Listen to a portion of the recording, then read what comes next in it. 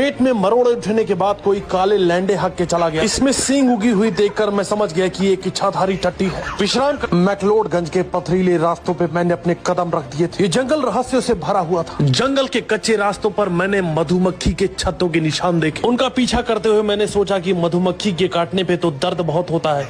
मैं पीछे चला आया। इस पूरी तरह सुनसान जंगल में मैंने बुल्ट और क्रेटर देखकर समझ गया कि जाट बॉयज और गुजर गाइज यहाँ आ चुके हैं। पेट में मरोड़े उठने के बाद कोई काले लैंडे हक के चला गया। इसमें सींग उगी हुई देखकर मैं समझ गया कि ये एक इच्छाधारी टट्टी है। विश्राम करते हुए मेरी नजर बगल रखे पत्थर पर दरअसल एक कब्र थी जिसको जलाने के बाद अस्थियां यहाँ दफन की गई। मैं थक कर मोतीचूर हो चुका। तभी मेरी नजर दीवार पर पड़ी जिस पर लिखा था चलो मंडी। मैंने बोला ठीक है भाई चलो मंडी। डिस्क्रिमिनेशन पूरी दुनिया में फैल चुका था। कबूतरों ने एक कबूतर को जात बाहर कर दिया था क्योंकि कबूतर गिलहरी के साथ गुच्चू पिल्लू करते हुए पकड़ा गया। मैंने तो सोचा था कि मंडी में कान छिदवा लूंगा पर यहाँ कुछ और ही छेदा जा रहा था जिसको देखकर मेरी रूह कांप गई। कसूरी मेथी की लत ने इंसानों को ही नहीं बल्कि निएंडरथल मानव को भी अपने चपेटे में ले लिया। केले में कसूरी मेथी डुबाकर खाने वाले ये जीव थे। कलयुग का कलिकाल आरंभ हो चुका। जब मैंने पोटैटो मोमोज बिकते हुए देखा तो मुझे समझ में आ गया कि विनाश दूर नहीं। और कहते हैं विनाश काले जसप्रीत बुद्धि। रास्ते में लगे हुए तिरंगे झंडे को मैंने शान से सलाम किया पर बाद में पता चला किसी पॉलिटेक्निक पार्टी का झंडा है तो मैं उदास हो गया। खुखुन ने बताया कि भाई मेरा बच्चा 13 दिन से गायब है, मिल नहीं रहा। दरअसल उसके बच्चे को किडनैप मैंने ही किया था और उसे हुक्का बनाने की ट्रेनिंग देता था। प्रॉब्लम ये थी कि मेरे पास 2 ही कोल थे। मुझे 2 कोल की और जरूरत थी तभी मैं 4 कोल बना सकता था